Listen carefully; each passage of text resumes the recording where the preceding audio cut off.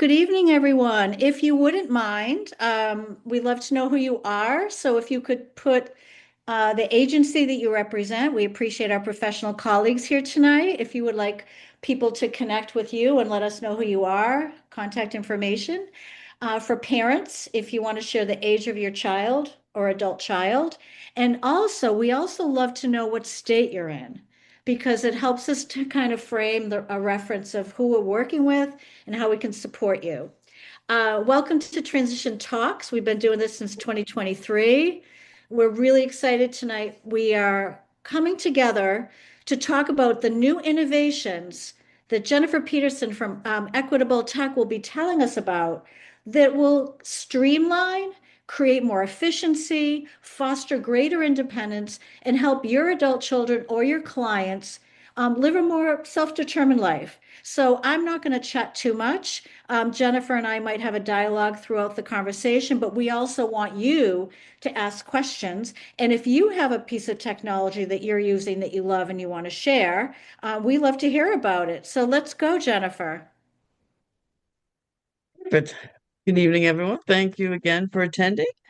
So we're going to talk about an array of different solutions based on different topic areas, but it's very um, broad overview of things. So there is a lot of ways to search to see what might work best for the person that you work with, or family member, or for yourselves, or whomever you're intending to look at assistive tech in different pieces for yourself and for them.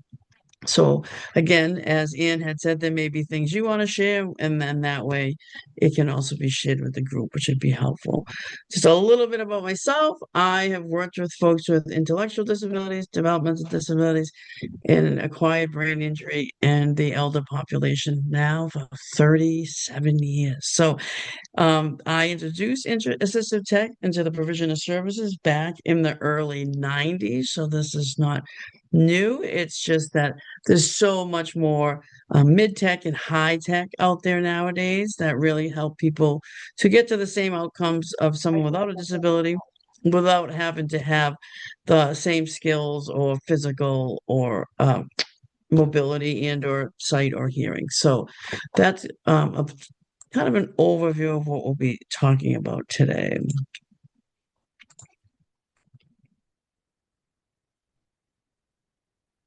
So if we go to, that's who I am. Again, it's going to be the end of tech solutions for self-determined and lifelong support. Everybody can see the screen, correct? Okay. So we'll be talking about assistive technologies that have a lot of assistive tech and all tech, your phones, your Google, your whatever you're using. You could be using Edge. Everything has AI built into it now. You must see that everywhere you go. Your AI assistant can help you. So does a lot of the newer tech that's available for folks to, like I said, bridge the gap to get to the same outcomes. And we'll talk more about that. So we'll start a little bit about communication and cognitive devices. Um, Everything nowadays, especially with the new accessibility laws that will be enforced by 2027, is really needs to be smartphone accessible, tablet accessible, and web-based. What does that mean? That means a lot of the things that folks will have access to or are using or you're using, they can get it anyway. They can get it through a watch, they can get it through a phone, they can get it through a computer. So no one really has to have um, more than a phone nowadays to use a lot of the devices or apps. I mean, the apps and things that we'll talk about today. A lot of the things I'll talk about too have no tech in all of them. So I'd like to talk a little bit about assistive tech, which was named many, many years ago, long before we have technology as we know today. And it's really any device. It can be as simple as grabbers. I'm sure you've seen those little metal grabbers that people just grab something off a shelf because they were too short to grab it. If that's why you weren't short, you weren't tall enough, and you didn't have the arm length, you used a grabber. It was considered assistive tech. So when I go through things, you may say that doesn't look like technology because it isn't.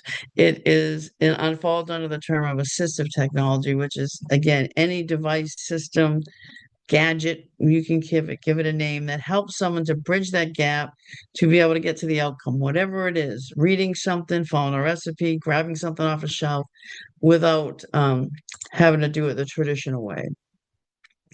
So the first area we'll talk a little bit about is communication to help folks to better communicate, and Voiceitt, which is a newer app, not completely new, but newer in that it's more mainstream, is a fantastic app. The state of Tennessee, if anybody on here is from Tennessee, they've actually built this in as a app that people have access to through their state developmental disability state agency. Just like in Massachusetts, we have the Department of Developmental Services.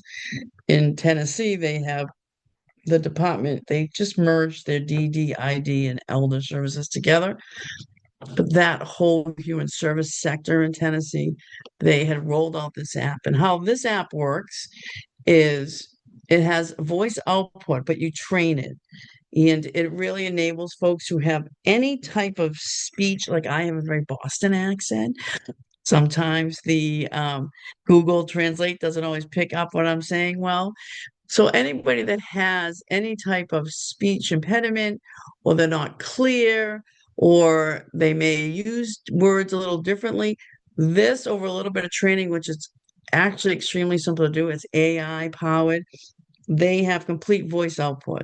So on the slideshow, you'll see links if you want to look at it later. But if you go to their YouTube, you can see how people can use this app, which can then do a audio output to a phone and or a tablet or whatever the person's using to control devices, control computers, control smart home technology, just communicate what they want, what they don't want, express themselves so much more effectively.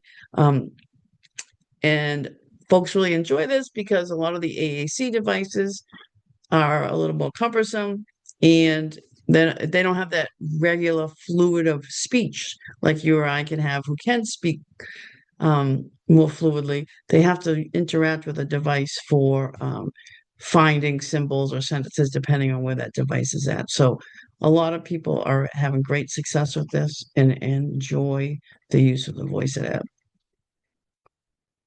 Cognitopia is another app that works on goal setting, routines, decision-making tools. The nice thing about any of these, and just like Voiceitt, the person owns it. So it doesn't belong to the care provider. It doesn't belong to their parent. It belongs to them.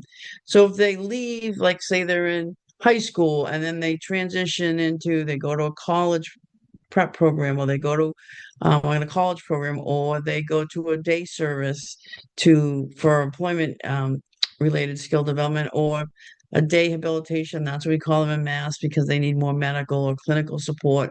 And they're doing more emphasis on community inclusion or social relationships. Wherever their trajectory goes, this stays with them. And you can put life plans in there. They can put personal resumes in there. They can set goals, and everything can be tailored to what their visual and audio preferences are. So if someone needs something to have video or pictures complemented with written material because it's easier for them, it has that capacity.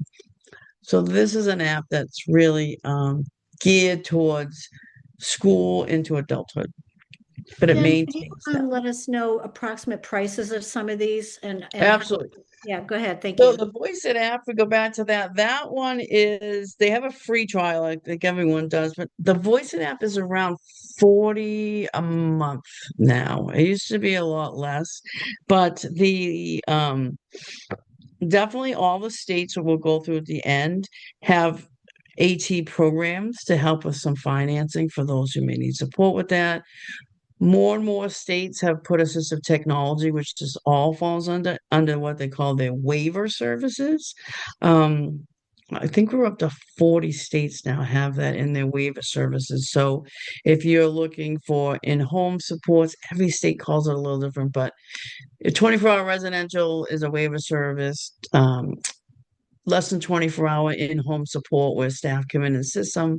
But you just have to look at those if you work with a state agency, ask if it's in their waiver service, the assistive technology services. And or the other buzzword being used is enabling tech. So Tennessee, it's all wrapped in enabling tech. And so we'll talk a little bit about that, the national trend, so people know where they are in the nation, um, and where that's looking for the terminology. And how do you access Cognitopia, please? So Cognitopia is on the slides. Oh, I went the wrong way. There should be links for each one. So each of these apps and or devices or have some link to them so they can look at those themselves. And most of the things I will show all have users using them in YouTube. So it gives you a better illustration of how they're using it, who's using it, and how they're using it. Because a lot of people, something might have been developed for someone that's elderly, and then we say, oh, this actually would also work really well for someone who has slower processing capacity. Let's just say it just takes them a little longer. They have to practice it a few more times. And then, it's like off the shelf. It wasn't actually intended for that group of people, but now we're finding it works very well for this group of people as well. But we'll go over some of those as well. ElliQ. ElliQ is well loved by a lot of people over here in Massachusetts. What's nice about ElliQ is um it looks modern. The younger folks, I call them younger because I'm older now, but the turning 22, the transition group of folks really enjoy this gadget. Why? One, it has AI, and why that is nice is it learns people over time. So if you're talking with this, you have this device in your home and it's helping you with reminders. You can make video calls through there. This can help you set up Lyft and Ride for ride sharing. You can do your doctor's appointments if you use any form of telehealth. It has a lot of capacity to it. The other piece of it is it learns the person. So if, for example, I have a relative that uses this, and say he says, tomorrow I'm going to do better about doing my meditation. I always forget to do it. And then ElliQ will remind him, don't forget tomorrow, you want to do more of your meditation and relaxation. And then the next day, it will also do the same thing. You can ask it to tell you jokes. So it becomes very conversational once it learns the person. Um, so it goes from more of a standardized, what you'd see in a typical fitness app, let's say, or a diet tracker, whatever people like to use apps for, to then really understanding that person's nuances. And that's where the AI piece comes in, the artificial intelligence, so that they can talk about things. And like I said, it really does help people. It was originally built, again, for the elderly population to combat some social isolation, as well as to help with reminders and some other types of support in their daily routine. But again, it's really been useful for folks that we've seen with transition as well. And they call it Ellie. They get rid of the Q. So Um, but why that's helpful is it does reduce some caregiver workload. So if you think about anything, a mental load, right? The more that we can help folks to be in greater control and autonomy and to do things for themselves, then they're using their time with their support staff or family members for things that they truly need assistance with versus things that they can be more independent with. So you're kind of transferring that mental load on back to the person and they own it. And again, because some of those AI tools like the ElliQ have the conversation and different pieces to it, it can help people with some of the prompting and moving through a situation. So, for example, that same gentleman, he wears a watch, which I'll show you. And when his heart rate gets too high, that means he's getting very anxious. So we've paired it with the ElliQ so that when his watch gives him a reminder, a vibration that your heart rate's coming up, then it tells him to ask ElliQ to run his wellness video, which is like a meditation type video. So those types of things, again, now he's in greater control.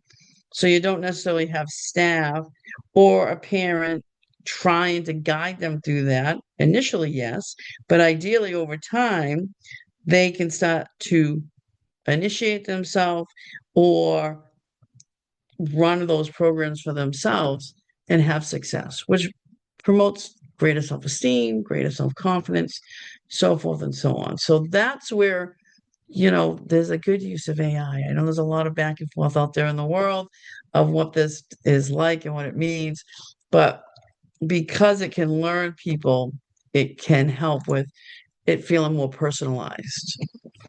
Um, and that's what leads into the integration of AI companions. So they do become more personalized. They can learn, who your friends are. It's all what you share with it. So if you want that device to understand that I need to get up every morning, please remind me to take this at this time. Make sure that I've, at 7 o'clock, my ride share comes every day at 8, at 7:50, and again, caregivers and supporters may have to help initially train it with the person, but then it will work with the person. So, remind me at 7:50 to grab my house key and my key card for work, just so that, because that's a constant thing that someone may forget. And so it has a lot of that it just keeps all that information. So it eliminates, all the lists and the task lists and a lot of the different pieces, because it becomes more of the prompter for the person. But it's their device, so they own it, and it gives them that autonomy. The other piece with a lot of the AI is they can integrate with other home integrations. So people are in different places. Sometimes we have folks who have early onset dementia, and sundowning is a big issue. So you can program a lot of these devices to change the lighting in the home so that they don't experience some of those issues at a certain time, so forth and so on. Jen, a And couple quick mhm, questions. Thank you. So you mentioned that 40 states are yep, connected to the waiver and that there's funding through assisted technology through some of the Department of Developmental Disabilities. mhm, And there is one specific question about Massachusetts, which might be applicable to other states. If mhm. somebody was interested in ElliQ or one of these other apps, can you kind of just give a snapshot on how that might work? Oh, absolutely. So in Massachusetts, if the person is eligible for the Department of Developmental Services, you go through them. If they're eligible for voc rehab, or they have acquired brain injury, a traumatic brain injury where they do not need 24-hour residential, you're going to go through Massability. Right, so it depends on the organization that person may be eligible for services through. So Massability as well as Department of Developmental Service have unique assistive technology services. In DDS, you would go to the service coordinator and ask for a referral, and then they would contract with one of the they called assistive tech providers, which are comprised of OT, speech pathologists, and certified assistive tech professionals. So based on what that person's looking for, they'd send the appropriate clinical staff, and then they do an assessment. So again, if someone's needing help with, so ElliQ helps with the prompting and the integration and um, ride sharing, scheduling like Lyft or Uber, whatever it is, if that's something that could help them, then they would make that recommendation. And then the area offices then identify to approve um, those devices. And then the clinical staff from the AT provider obtain the device, deliver the device, and set it up and train. Training is the key piece, because without training, that's when assistive tech gets abandoned. So Jen, I got a Mhm. private message from a parent who had a recent assistive technology assessment, and some of the things you've discussed weren't broached. Alexa was being discussed. So Mhm. this is so important. Why, Right. Unfortunately, you got to keep going to school, and this is our lesson tonight. We're learning But about what's innovative and it's changing and shifting all the time. That's why we do annual events here at the Transition Center on technology. Jen, do you think that ElliQ could work for people who are nonverbal? um, that's where Alexa or the other ones may be better. They may go to that, say an ATP, because they have a texting. They have an app that you can use with a keyboard. Okay, thank you. But- So that ElliQ is definitely more conversational. Thank you. Yeah. That doesn't mean some of those other devices can't do some of the things ElliQ does. Now that more AI is being built into more and more things. So you'd have to really know what the person needed, what they were trying to achieve, and what their skill set is for the using those types of devices. You know what I mean? And maybe not skill set, but ability. Like I said, if someone's nonverbal and they voice it wouldn't help bridge that gap, for example, or an AAC device, if they're not using one of those or can't use one of those, then that might be more of a challenge for them.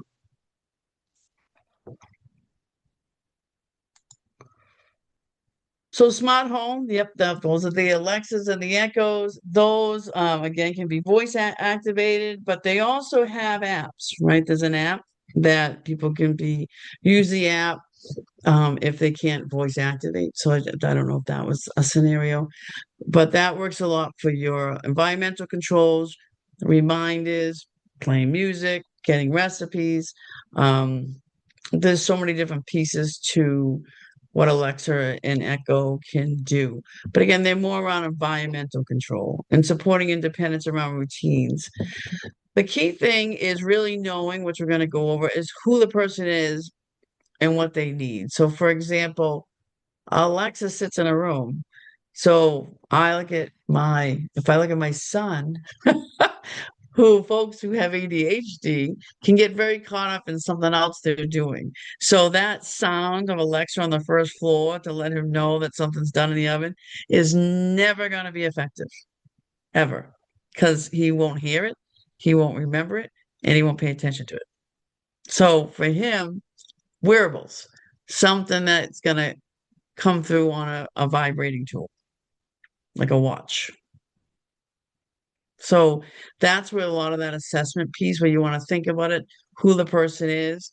If they walk away, it's like anything, right? If we put our alarm clock downstairs, it's not going to wake us up. It's just not going to work, right? That's just the same concept. So the Alexas and the Echoes and all of those are nice. If someone pays attention to them. If you don't pay attention to them, then they're going to just be another thing you've programmed. Yep, they really don't help you that much. So things that people tend to have with them all the time, their phone and their and some more of the wearables nowadays. That's the hard part with but like I said, both of those have apps. So I use a lot of the apps for this controls personally in my personal life versus telling Echo to do it. But I can do that. So the nice thing about Echo and Alexa, if you don't have the physical mobility, the fine motor skill, then you can do the voice. But you can voice control through your phone as well. The key thing is to really use the app with these. Um, again, the voice, the reminders, the notification. Again, I always have them pop up, not just on the Echo Show or the Google Home, but on the app on the devices as well. A nice thing about a lot of these things, though, is you can put the family in. So if you're all wanting to understand who needs to help with what or what time I need to get somewhere if someone else is helping, then you can do that family piece where everyone else gets a notification as well, which is very helpful versus having to remember then text and so forth and so on. So it depends on like what that person's trying to do with the voice activation in the smart home. But I like to go over these because people talk a lot about we're going to create a smart home. Smart home devices are one subset. They're a small piece, and they're mostly useful for folks who have physical limitations, where the voice activation would be helpful.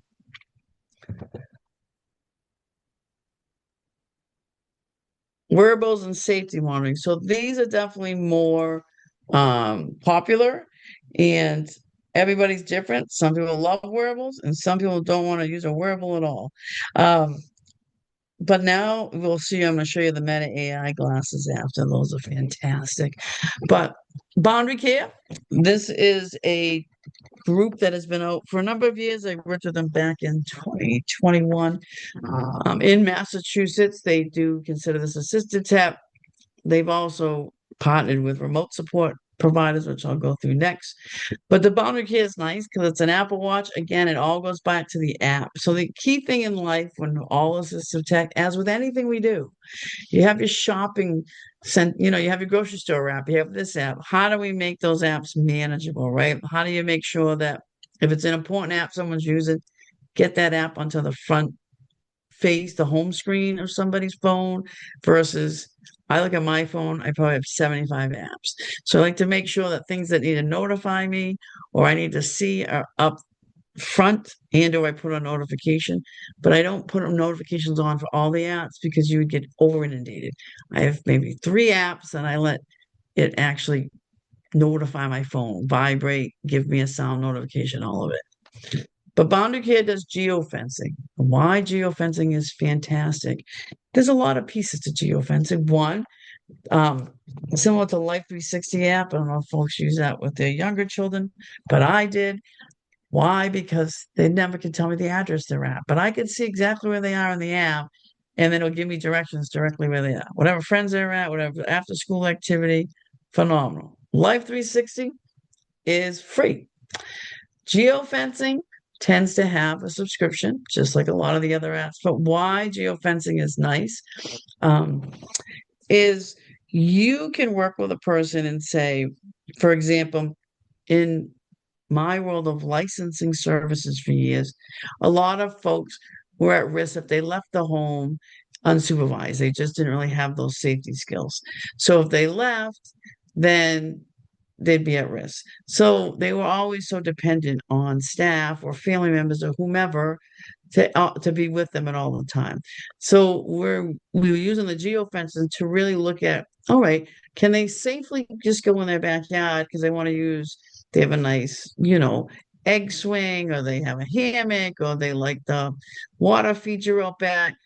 If we can teach that person that if you stay within the boundary, because it'll notify them when the person, as well as the staff or whoever you want to notify, that they're encroaching on, they're starting to get too close to where we know they're safe, right? It'll notify you that they're getting near the mailbox. We don't want them to be that far out because they haven't demonstrated good safety skills beyond that point. Can also be using, nice about it is you can broaden that fence area. It's a digital fence. If someone's travel training, they're learning, they want to get home from home and they want to be able to get to their place of work. It has all of that features to it so that they know that as a caregiver where they are in that piece, but also for themselves. But all of these pieces, which are nice, is they have to invite you as a caregiver. So that privacy is something they understand. That's consent. You're saying, okay, we're going to teach you. We can talk with you over the phone, or we could do a virtual call with you so that you can learn to travel to one, whatever it is. You want to now go to this store, or you're trying to get to a job. And that geofencing can really help to understand where the boundaries from which they're safe in, and help them to understand, most importantly, I am encroaching on an area I don't know and I'm going to get myself lost. So that's where that geofencing comes in. And Jen, is this an app? The boundary care is both. They have worked with Apple and they reconfigured that watch so that it only uses boundary care. I mean, it has other features to it, but it's kind of on a lock screen to the Boundary Creator, and it's both an app and the watch. They go together. Thank you. Uh, Behavior monitoring, similar. Care Predict. This uses AI. Um, and we've seen a lot more of these. And everything I show you, there's probably 3 or 4 options of vendors of these. So they're not the only ones typically, but Care Predict, um, they're really looking at what someone's typical day is. Again, this was created for the elderly folk and to really for people to understand if there's subtle changes in their behavior, if they didn't get up like they normally do, or they seem to be going into a bathroom, certain part of the house more frequently than typical. So it's really ideal to kind of look at um, crisis management. Like, are they active as they normally are? Are they moving like they usually are? Um, so this is what the AI Care Predict is really around detecting timely and falls. So Boundary Care does that as well, but just to identify that someone might need assistance and ideally to identify it before there's a significant injury or emergency situation. Like they're just off their typical routine. They have a big use of these maybe in assisted living, but for folks who are younger in the transition group, it's just helpful for folks. So some of the things that these can be effective for, we have folks who may have more medical complex needs. They may get like you're like UTIs or different issues that they start to get out of their typical behavior, and you start to notice that they're not just going about their daily life. So it kind of wants you to take more notice and see what's going on. Is there something going on with them? Maybe they're not good at communicating that they don't feel well or things aren't right for them. And that's where this can be seen for that group of people being beneficial for them. Oh, Be My Eyes has partnered with Meta. Why this is one of the most fantastic things ever. Oh, I've been waiting for this. I talked about this at a conference in 2019, I think it was, or 20, and finally here. All right, so Meta has created AI glass. They've worked with Ray-Ban, so they're very fashionable. You can get them with or without shades. You don't have to walk around with shades. You can have regular translucent glasses, which I don't know why you'd want to wear glasses because I didn't grow up in that generation, but the young people, they seem to think they're fashion statements. So they're not that hard for folks to accept to wear them, especially with all the gadgets they do. So the Meta AI glasses can call people through the glasses, you can have conversations, you can video what's going on, but now they can live stream so you can get help. They've paired with Be My Eyes. And yes, Be My Eyes is geared for folks who are blind or have low vision to help them to navigate and read and see and get support from volunteers to help them understand how to navigate through a situation. But for folks who can't read um, and or have cognitive processing, slow processing, it's really great for a whole group of people. People who are blind, people who have significant low vision, folks who have ID, or even folks with DD with autism who may have some anxiety and might need some live support in a scenario. There is unlimited possibilities with this, and they're only $399. Not only, but they're not like it's not like the olden days. Oh, look at that! You get my uninstall, my virus. Where back in the day when I did assistive tech with folks, they were like, this is going to be $1,200. And that was in 1991. So $1,200 was a lot of money, right? Even now, $1,200 a lot. Imagine that back then.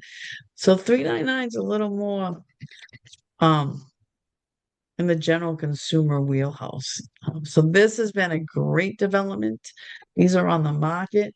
Right now, it live streams only to the volunteers at Be My Eyes.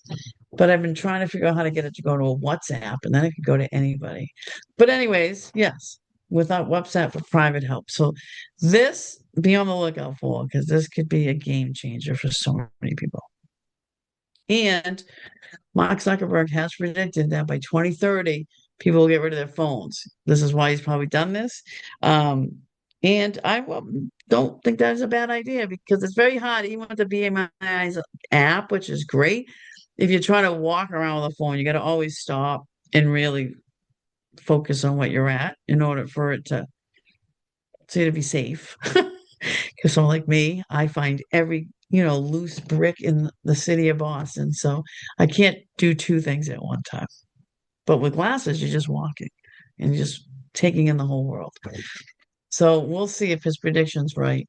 And then it'll be normative. Everybody will be wearing these glasses because that's how they'll make their phone calls. And it has AI in it and augmentative reality, which I won't touch on. But if you want maps to come up there while you're just walking, it can do that. It's phenomenal. So watch these. These are going to be a game changer. Jen, this is Um, so dynamic. Just a yeah, timekeeper heads up. We have about 25 minutes, and I yes, have someone who wanted to just hear a little bit about Florio, if we could squeeze that in, please. absolutely. So, Sammy, this is quick. This is one of the only ones by the Epilepsy Foundation. So, for people that have seizure disorders, it does monitor and it can record and give feedback right to the physicians. This one is FDA approved, and the insurances could help sometimes with these. Okay. But it's really good for parents who don't sleep well or have a lot of concerns with folks who have seizures. But it can pick up on seizures. Like it can identify if someone's having a seizure for the most part. I'm not going to say it does it 100%, but for the most part, it can pick it up. It can alert the caregiver that if there's a significant seizure activity going on, and then it can record the whole timing and everything so you have the information to give to physicians. I won't go through Boundary Care again, but Boundary Care does everything. MedMind does fall detection, location, heart rate, rhythm, and you can call through that watch. So it's a multi-purpose. It's not just the geofencing. And why that's important is the more that you can get into one platform. So just think about yourself at work or at home, how many passwords and how many different clicks you have to go to what site. That makes it more confusing and not as integrated. So the more that these tech companies can build things into one place someone has to go or just two places, the more they'll get integrated, which is the key. Hero, Smart, pill dispenser, these things are great as well. These do have an app to remind you to take your pills. So even though the machine will beep at you, it'll also come up in your app. But you go in there and you program and you just fill dispenses. You just pour the whole month's worth in. And then whatever time that someone takes meds at 8 and then again at 8 p.m., it'll distribute exactly all the AMs at 8 a.m.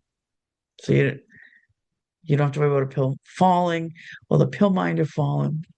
This is a middle of the road one. So if people are safe, you're not worried about other people that they live with inadvertently taking some meds. These are good.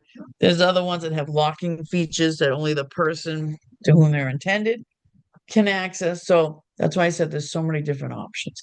But these are really good. Because they also tell you need to set, reminders to order meds. Talking to families, that's some of their biggest, like going through when do I need to order things and how to do that. These different dispensers assist with that as well. So it's not just about dispensing. They also help with tracking where you are, how much supply you have left, so forth and so on. So they do the synchronized reminders, they do the med tracking, like I said, so that you have that piece. And a lot of them sometimes have other health monitoring components to them. Um, they're all just a little different. So it really depends on, again, what that person needs or wants and what your intended outcome, how much more independence you want them to have, or how much you want support for a caregiver to reduce the amount of mental load and or physical having to dispense or count or call pharmacies, so forth and so on. So that's pretty much what that one says. So I'll skip that one a little bit. All right. So in the kitchen or in the everyday life, Brava Smart Oven. There's another one I just found of. I'll send it to Ian. That's a lot cheaper than this one. Why we like these smart ovens, these particular ones. Number one, they shut off when something's done. That's the key piece. So they have all kinds of recipes in them. The recipe the person can pull up on any device. Again, it's an app. The app talks to the device. But once you put something in, if you say, I want fried eggs, you put the 2 eggs or 3 eggs or whatever that person wants, you put it in. There's a picture. Um, all the ones we promote have pictures, so it's not just written. And you just touch it, and then it cooks it, and then it finishes it, and then it tells you that it's done. The key piece is that the safety features around, they stay cool on the outside. Some smart ovens get very hot. We like these because they stay cool. And the other piece is that once it's done, it's done. So you're not going to get into that problem that it, like with microwave use or other smart ovens, if you put too much time, it's going to keep going until the timer is done on the device versus some of these smarter ovens that we look at have the ability to say the item's done. So June was the best, but they took Weber bought June oven and got rid of it. So there are a couple, Brava's being one, Trevello's another one where you scan a recipe, you scan the barcode on the devices, and it knows exactly how much to cook. So again, it depends where people are at. Some people are good at cooking. Some people hate cooking, but it depends on, and they forget, they walk away, they forget something's in the oven. So that's why something like this would be good for them. It all depends on what you're trying to. Typically, whenever we're working with folks or myself, I'm not trying to address just cooking something. There might be some other barrier like that, the inattentiveness, I forget, so forth and so on. The other nice thing with cooking, which I'll throw as a quick tidbit, I am looking at my time, is if you find recipes online that have the cross out feature, those work really well with people. And what that means is there's an app for it. I will send that to Ann as well.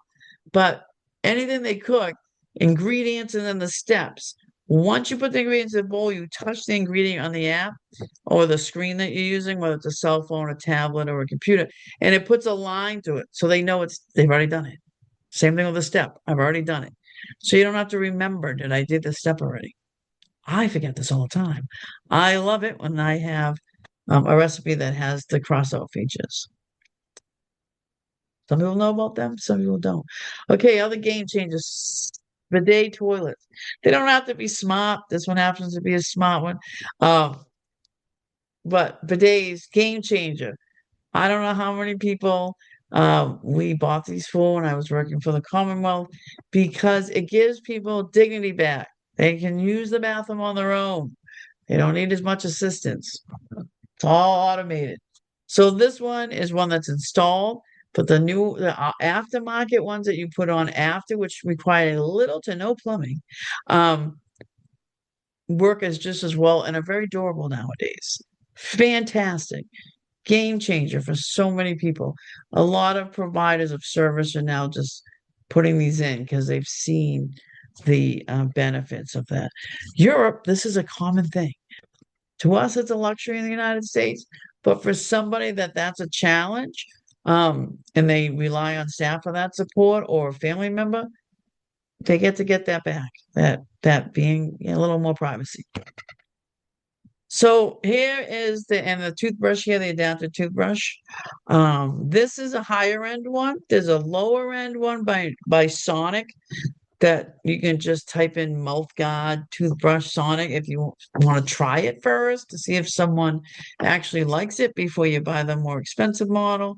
But what's nice about this, it brushes all your teeth at one time, all at one time. So if you are not good at or don't love that, it's a tactile issue, or some people don't like someone else brushing their teeth, or they again get distracted and only don't do a great job because by the time they get from one side to the other, they're already done. I'm done doing this.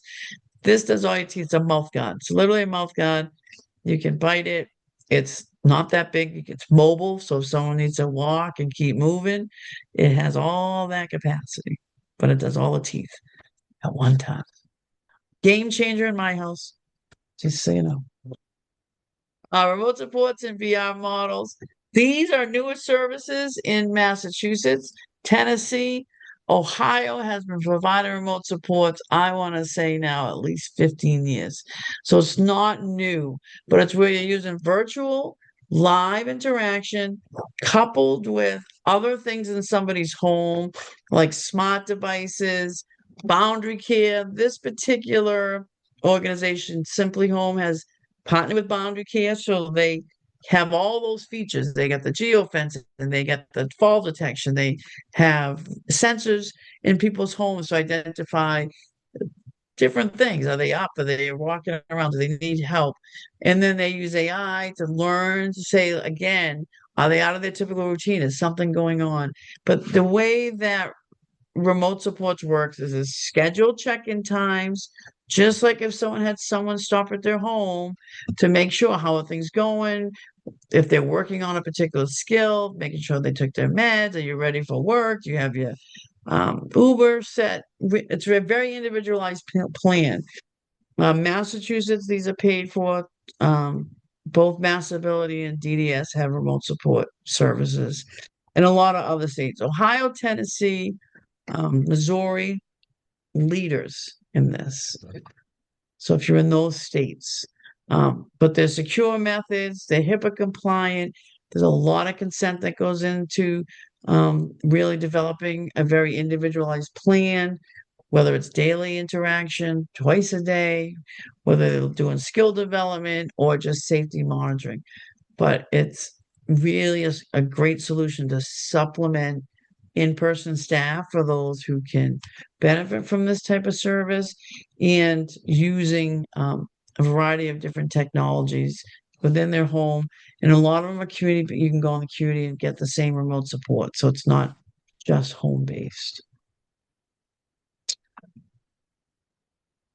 So again, the key with all assistive tech is really to know what they can do physically, cognitively, what you're trying to help them with, what they're trying to get to. They want to be able to stay alone. They want to be able to travel somewhere they're on their own. They want to be able to cook a meal on their own. They want to be able to take a shower and walk through their personal hygiene without somebody with them all the time. What it is they're trying to do, where they want to do it, whether it's home, work, or school. Is it affordable? And what have they already tried? So if you know that, for example, apps, we need to find something that it can do as many things for them on one app because them trying to find different apps is too much. Some people don't use apps at all. Some people love apps. That's why you have to really look at a lot of these examples and what they are, but then also say, do I think they're going to use that? Because all assistive tech is only great if it's integrated into your everyday life. So I think of the cell phone. You want to make sure that they can't leave home without it. That just becomes a tool that they make sure. I have to make sure my app's updated, or maybe the staff help them that, or a support person or a family member, but they know that they need that it benefits them, they're successful. Same idea if they're using some other type of, like the toothbrush, they go to that. It depends on what it is, but it has to be integrated. It has to be something that they pick up, just like nowadays we have microwaves. Very rarely do I see people go get a pan anymore and put it on the oven and stove, and stick something in, add a little water, and then slowly warm something up. They just go to the microwave, right? You've integrated that over time. All assistive tech has to work that same way for folks for them to be successful with it. This just talks about if you're going to use multiple techs, how you can make them as seamless for folks so they just feel like they're using one app or one system. Like the remote support integrates, for example, multiple technologies, low tech, high tech, sensors, apps. But for the folks, when they're using it, they're going to see one tablet with one button. That's it. That's all they'll see. So it integrates. It's very layered. It's very personalized. And it's really fit to what that person wants or needs and agrees to, which is a big thing about privacy and data.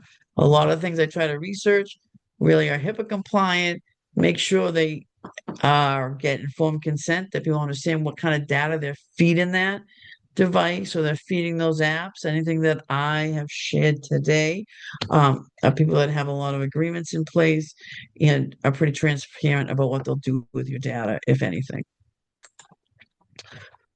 So some key things, and then we'll get to the question. Again, this will be on the handout. Good times to kind of introduce AT for folks and or remote supports. I typically don't get to support people till they're 22. Luckily, they have had some access, the younger folks, but the earlier we can work with folks. So I know within the school, people get visual reminders. It's all part of an AT typically. And if they're in a great school, universal supports. Um, Look at visual reminders and tasks and steps and different pieces like that are assistive tech in the school setting. They don't always deal with any assistive tech at home, but how we can use that more across their lifespan, home and at school, and then start to introduce those remote supports. So, for example, in Mass, we have one remote support. Um, I know Missouri has this as well. They have a house where folks can go for respite, take a day away from their family or to stay overnight, but they get access and exploration and they get to experience remote supports and what it feels like to be supported through that remote modules, as well as they can try out this is different assistive tech to see if there's something that might be available in that location that really is going to help them, whether it's cooking, like I said, walk into a store. Everybody's different, what's important to them, what they'd like to be able to do on their own. Um, and really helping them to start to see that shift from family members or staff, teachers or staff to kind of push that more into their wheelhouse of control and not as just support. Now they get encouragement versus that hands-on support. So again, this will be in the handout. When's a good time to start to introduce things? AT funding. So the AT3 Center is federally funded. It's a center that provides training and technical assistance to every state in Massachusetts. These free courses you all can take. They go over what AT is. They're going to do a lot of what I did tonight, but even different ideas. So it's great. And they can go at your own pace. It's very user friendly for folks that want to use those. This links you to the Medicaid waivers for assistive tech. So under the AT3, every state has a state financing. And what that means is, so for example, in Massachusetts, they will help you finance at AT somebody needs if you can't get it through school or the DD services or whatever it may be. In Massachusetts, for example, if someone's under $500, then you typically have a no loan, very minimal payback. Over 500, then they do some financing, but it's very low interest. But again, under 500, they kind of do more of a forgiveness thing. But every state's a little different. But every state has an AT3 center. But the nice thing about the centers is they're great resources for all of you. It's a great place to go around, click. They give you find AT solutions. You can put in what you're trying to mobility, computer use, voice activation, whatever it is you think that might be beneficial for yourself or whomever you're supporting, and it will give you ideas. More and more of these things have been enhanced. So I would definitely say go through these to look for some assistance with funding. In addition, and then it'll bring you to your state financing for the AT3 center, which is different than if you have a DD or a voc rehab that's also of assistive tech. So know that those are multiple options. Okay. I try to get out of not having as much lingo, but Jen, can that's you kind of squeeze in just a quick snapshot on Florio? Because we were going to include it and we just didn't have enough time, but we have a parent who's here just yeah. about that. So Florio is fantastic. I work with the developers back in the day, and I still meet them at conference. But VR, it's a VR, virtual reality. So Florio, there's another one called Reality Garage. There's a number of them. They have created virtual reality modules. We also have virtual reality for teaching people how to drive at Spalding Rehabs in Mass. But either way, the virtual reality allows people to go into an environment that's safe, but then to be in a simulated environment that they might have to encounter so they can learn how to react and what to do. So Florio has enhanced their options to not only be K through 12, they now have adult modules as well. So things like interacting with the police, safely using public transportation, safely using crosswalks, how to deal with a supervisor giving you constructive criticism, how to navigate through a grocery store. I mean, there are so many different. They've really. Let me see if I can. I'm just trying to. Oh, if I get all my email up, I'll figure here. Have enhanced their selection of um, things, but that is all a VR based virtual reality.